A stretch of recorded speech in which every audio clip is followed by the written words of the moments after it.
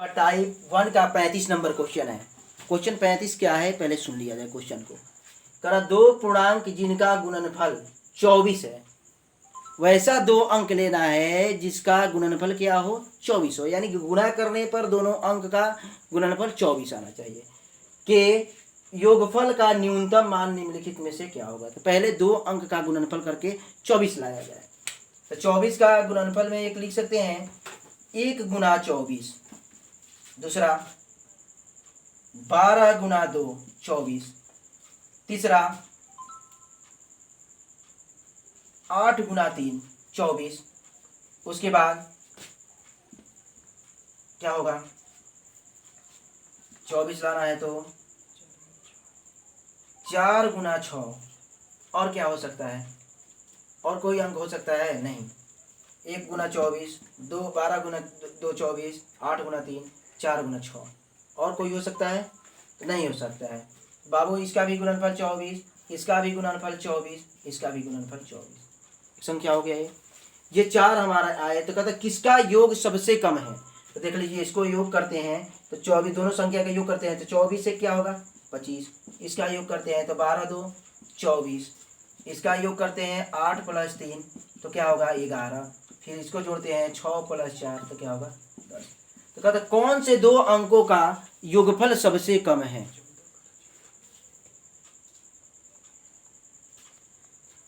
देखिएगा बाबू यहाँ जोड़ना है 12 + 2 कितना होगा 14। तो किस अंक का न्यूनतम माने योग जो है सबसे कम है। तो यहाँ से देख लीजिए 6 और 4 10। अधिकतम कहेगा तो 25 होगा और न्यूनतम कहेगा तो 10। तो न्यूनतम मान बराबर कितना 10।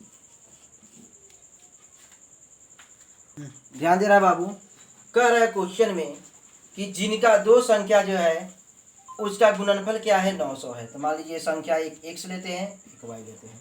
तो x गुना y के मान कितना है बाबू 900। एक पार्ट हमारा हुआ। दूसरा पार्ट क्या कह रहा है कि योगफल इन संख्याओं का योगफल x + y, ठीक है।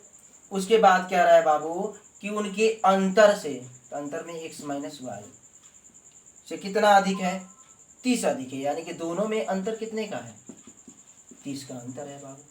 ये काम किया जाए ऐसे किया जाना, दो संख्याओं का योग, तो योग कर दिए इनके अंतर से कितना अधिक है 30 अधिक है बाबू। यहीं पे मान निकाल लेते हैं, मान क्लियर हो जाएगा।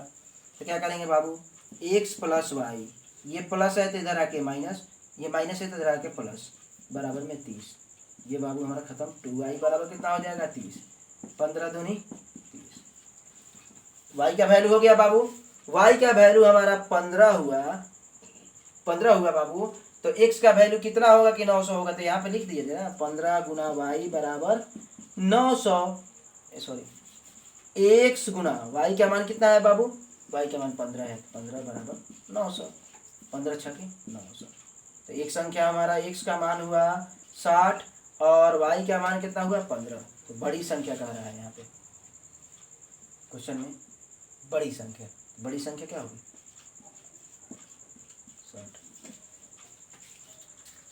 ध्यान दीजिए बाबू, कह रहा है कि दो अंकों वाली संख्या, तो सब दो ही अंक वाली संख्या है। दिख रहा है आप लोगों को सारे ऑप्शन में, ऑप्शन से बना रहे हैं। यदि उनके गुणनफल, अंकों का गुणनफल कितना हो 24 हो, तो बाबू इनके अंक का गुणनफल कर रहे हैं, मतलब ये इकाई के और दहाई के अंक का गुणनफल कर रहे हैं। ये कितना होगा 5 के 20। यहाँ गुना करेंगे तो 8 के 24, यहाँ गुना करेंगे तो इसका भी गुणनफल कितना होगा 24, और इसका गुणनफल क्या होगा 4 गुना 5 20। गुणनफल क्या है 24। तो बाबू देखिए इसमें से कौन कौन लड़ रहा है। ये तो 24 नहीं हो रहा है, इसका गुणनफल 24 हो रहा है और इसका गुणनफल 24 हो रहा है, इसका भी 24 नहीं हो रहा है। अब ऑप्शन 2 लड़ गया। अब दोनों में से कोई एक हो सकता है। तो बाबू देख लिया जाए, कह रहा है क्या कि यदि उस संख्या में 45 जोड़ दिया जाए, तो मान लीजिए 83 है संख्या तो 45 जोड़ देते हैं। यहाँ बाबू 38 है तो 45 जोड़ देते हैं। ध्यान दीजिएगा तो क्या होगा 8 3 11, 8 4 12 1 13, अरे सॉरी यहाँ जोड़ते हैं 5 3 8, 8 4 12।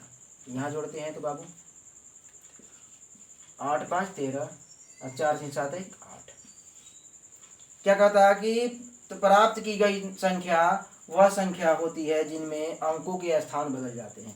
बाबू जब 45 जैसे 38 है, 38 में 45 जोड़े हैं तो कहने का मतलब कि जो संख्या है उसके अंक के स्थान बदल जाने चाहिए, यानी कि 8 पहले हो जाना चाहिए, 3 बाद में हो जाना चाहिए। देखिए इसके अंक का स्थान बदल गया है।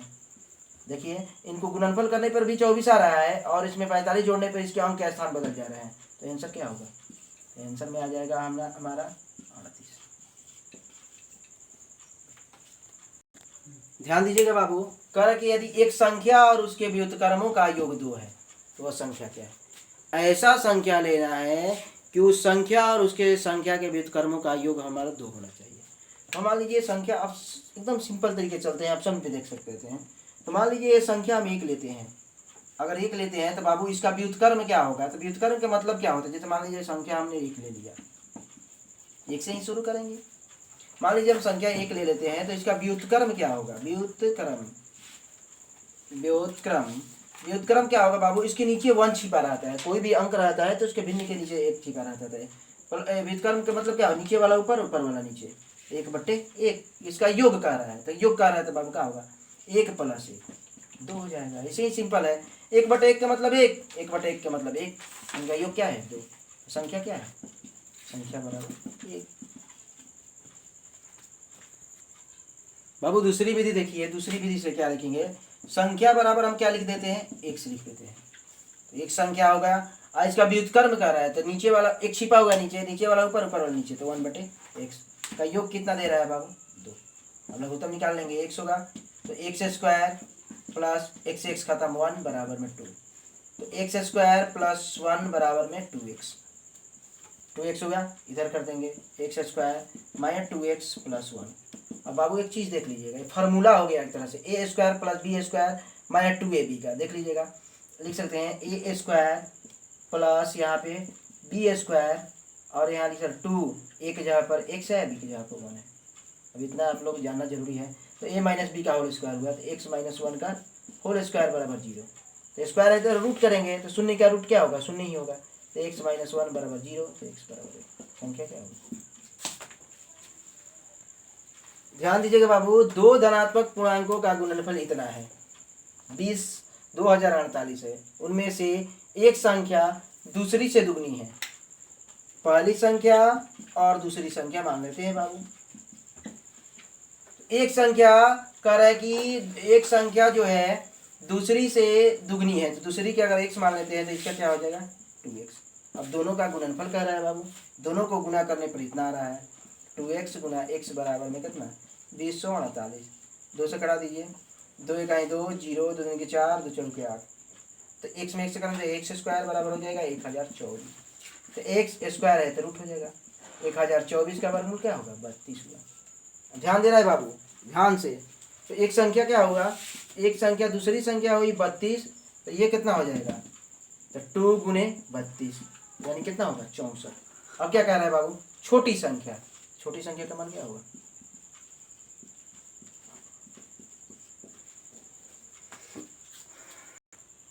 ध्यान दीजिएगा बाबू, एक धनात्मक संख्या से 4 कम करने पर, धनात्मक संख्या नहीं मालूम है, धनात्मक संख्या मान लेंगे हम क्या? धनात्मक संख्या बराबर मान लेंगे x। क्या कर रहा है? धनात्मक संख्या से 4 कम, तो x माइनस 4। 4 कम करने के लिए कर रहा है तो धनात्मक संख्या में से 4 घटा दिए। करने पर प्राप्त संख्या, मूल्य संख्या के, जो संख्या प्राप्त हो रही है वो मूल्य संख्या के, मूल्य संख्या यही है ना, इनके व्युत्क्रम, व्युत्क्रम के मतलब क्या होता है? उल्टा, 1/x व्युत्क्रम के 21 गुना के बराबर है।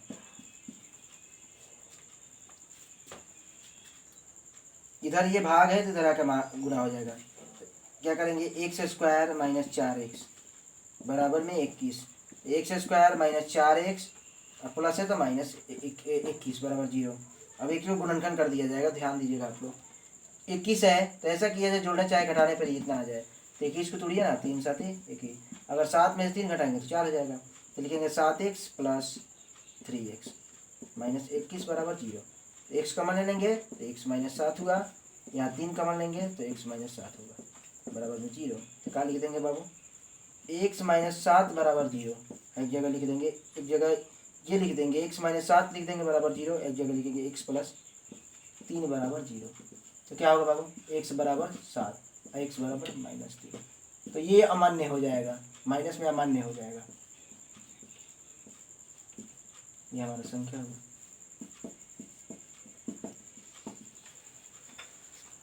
बाबू ध्यान दीजिएगा, ऑप्शन में दिया है, देख लीजिएगा अपना ऑप्शन से। हम 4 संख्या ले रहे हैं, मान लीजिए ऑप्शन से 4 ले रहे हैं, कुछ भी ले सकते हैं, उसमें ऑप्शन में देख लेंगे। 4 लेते हैं, 7 संख्या 7 लेते हैं।